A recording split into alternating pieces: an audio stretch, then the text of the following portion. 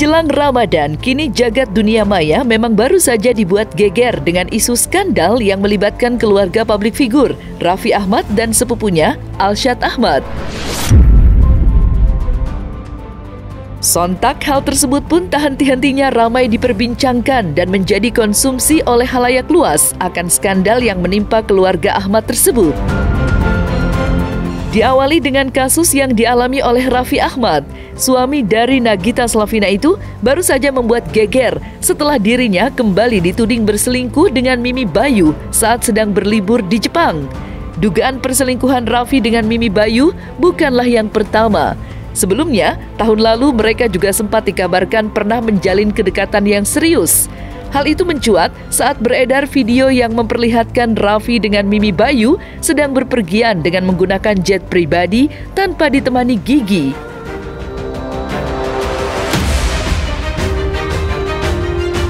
Namun, di balik kabar kesimpang siuran yang terus beredar luas itu, sepulangnya berlibur, Raffi pun akhirnya menjelaskan tentang video yang beredar, bahwa benar dirinya memang sedang melakukan video call dengan Mimi Bayu, namun hanya sekedar membahas urusan pekerjaan. Ditambah lagi adanya video klarifikasi yang dibuat oleh sosok perekam yang mengungkapkan permintaan maaf atas video yang dibuatnya, seolah memperjelas bahwasannya isu tersebut hanyalah kesalahpahaman para warganet semata.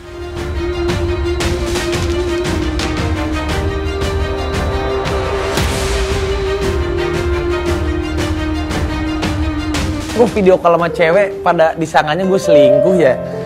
Lagian kan video call sama siapa aja boleh-boleh aja. Lagian Gigi juga tahu kayak urusan video call kan, ya itu kan ada urusan, itu kan memang orang yang kerja sama gue. Makanya lu juga santai aja kalau misalnya sesuatu yang disembunyikan pasti lu gini kan. Iya, jadi pas gue lagi video call itu ada fans tiba-tiba, Kak Raffi, oh foto Kak Raffi. Dia tuh udah nge-IG storyin, Kak Raffi foto dong, ini dong. Oh, gue tuh kan lagi begini, iya, boleh. Ya udah. Banyak banget yang nge-DM kayak gitu. Aku baru ngeh, demi Allah Rasulullah, aku baru ngeh.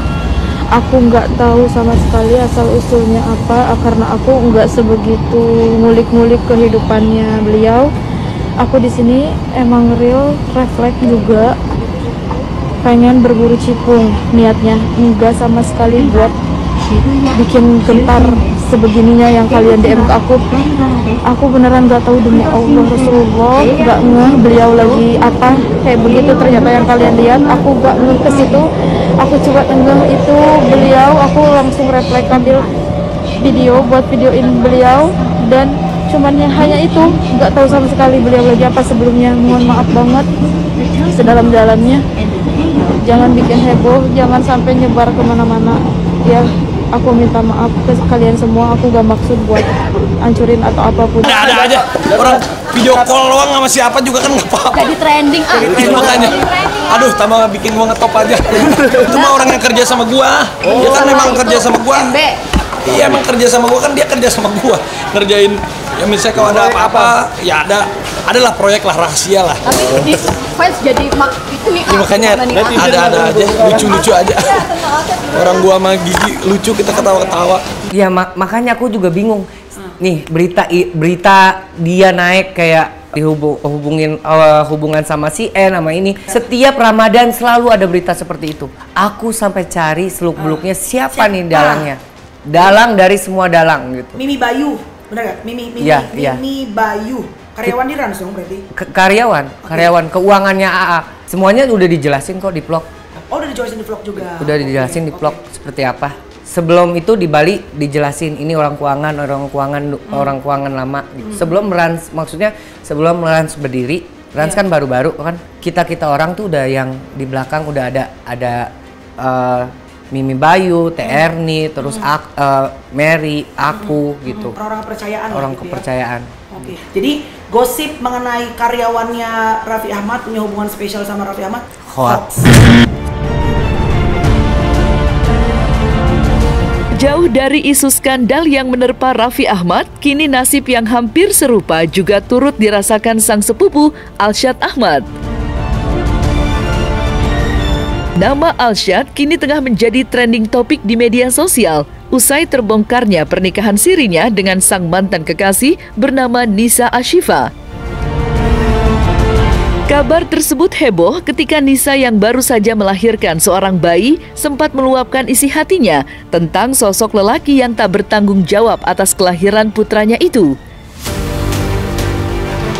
Hal tersebut banyak yang mengkaitkannya dengan Alshad, hingga akhirnya terungkap sebuah fakta mencengangkan dari unggahan netizen yang membagikan salinan dari surat putusan pengadilan agama yang menjelaskan tentang pernikahan hingga perceraian Alshad Ahmad dengan Nisa yang memang sudah tercatat secara resmi di Pengadilan Agama Bandung.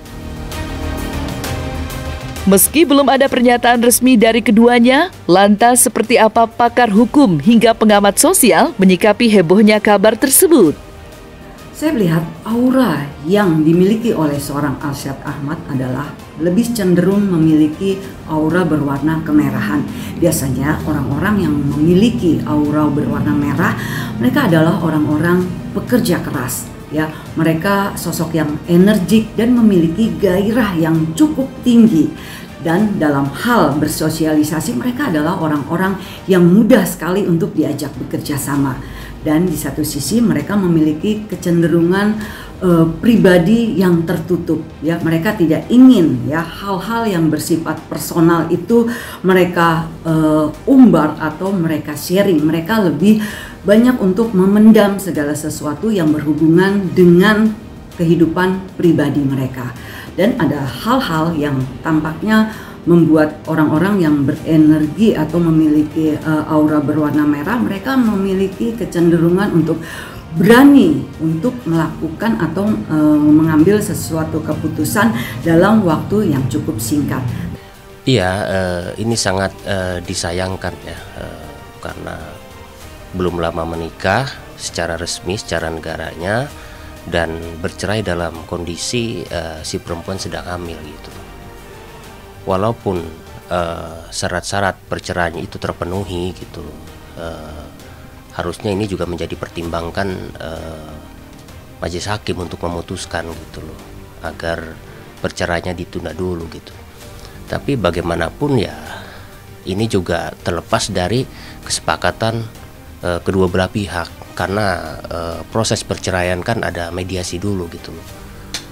Dan saya menduga sebenarnya ini sebelumnya sudah dilakukan nikah siri ya gitu, karena bisa jadi ada tekanan atau ada permintaan dari pihak perempuan agar si anak ini begitu lahir memiliki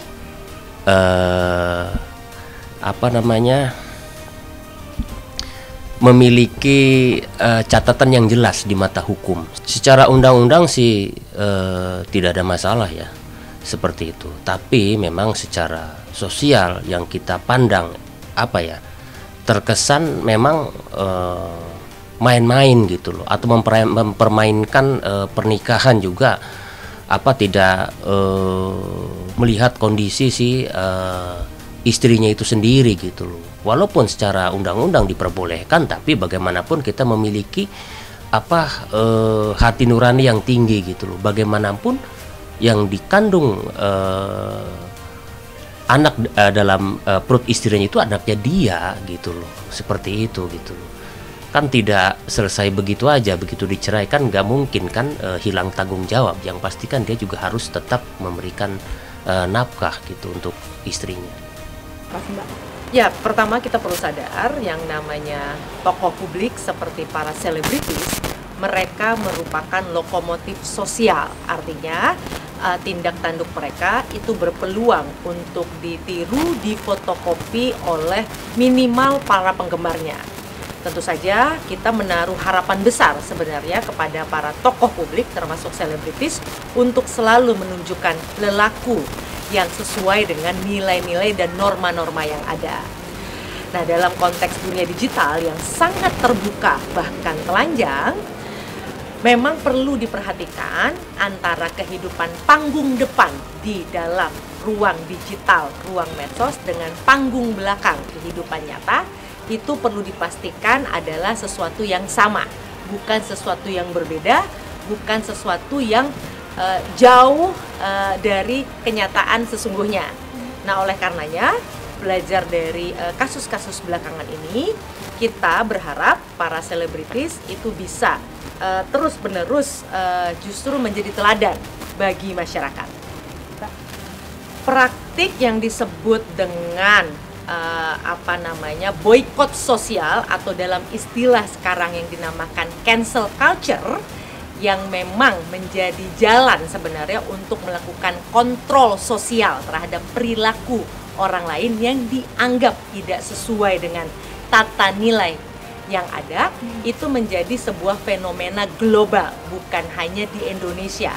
Oleh karenanya, memang sekarang semua orang harus berlomba-lomba memastikan apa yang dia tampilkan di panggung depan ruang digital itu tidak berbeda jauh dengan apa yang ada di kenyataan, yaitu panggung belakangnya.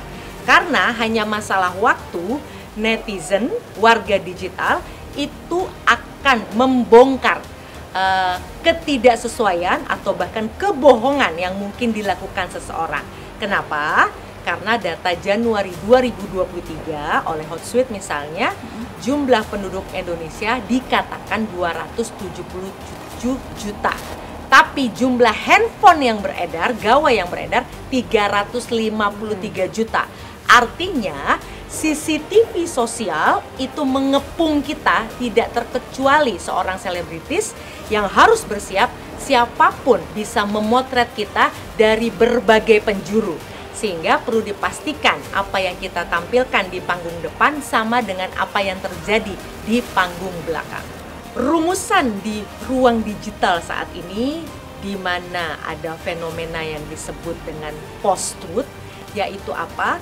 Kebenaran itu adalah sesuatu yang pertama kali diyakini orang lain, meskipun itu bukan kenyataan. Nah, jadi memang hati-hati ketika masyarakat sudah memiliki pendapat tertentu, persepsi tertentu tentang sebuah kejadian, bisa jadi itulah yang selamanya akan diyakini publik sebagai kebenaran, meskipun hal tersebut tidak betul-betul terjadi. Oleh karenanya, belajar dari hal tersebut perlu kita pastikan, khususnya para tokoh publik yang menjadi matahari perhatian, untuk memperhatikan bukan hanya perkataan, perbuatan, juga perilaku masa lalu, hari ini, dan masa datangnya. Karena ketika masyarakat sudah mengenal atau mengetahui sebuah informasi terbaru tentang tokoh tersebut, entah itu benar atau tidak, apa yang pertama kali didengar oleh publik maka akan dianggap sebagai kenyataan dan sekaligus kebenaran di hadapan publik. Kalau soal asal didoain semoga apapun masa cepat selesai. Tapi udah nikah bener? Mana aku tahu, aku nggak tahu. Kembali lagi kembali ke pribadinya masing-masing. Setiap orang pasti punya masalahnya sendiri-sendiri gitu. Kita juga, menurut aku, nggak bisa terlalu ngejudge kayak gimana-gimana karena kita orang luar, kita nggak tahu apa yang sebenarnya terjadi, kita nggak menjalankan hidup di sepatu mereka. Yang bisa kita lakuin ya hanya mengamati dan yang mungkin mendoakan kali. Enggak lah, saya beritanya aja, saya baru tahu dia itu bisa itu mantannya, saya nggak tahu, saya nggak ngerti. Saya cuma tahu Alsyad itu suka sama harimau, baik orangnya. Jadi buat saya cuma tahu sebatas itu karena dia itu komentar saudaranya Raffi ya. Bener ya? Iya bener, saudaranya Raffi. Kalau kita kan emang sering ketemu dulu. Kemarin juga pernah ketemu, main ke Bandung, saya main ke rumahnya, orang tuanya. Baik kok, baik. Tapi saya yakin semua orang juga baik ya. Bahkan saya nggak tahu Nisa ya, Nisa juga orang baik kok. Tiara orang baik, semua orang baik. Jadi ketika ada masalah ini saya lumayan agak kaget sih. Saya ini aja ya, saya sebagai teman aja ya, semoga cepat selesai masalahnya, sabar.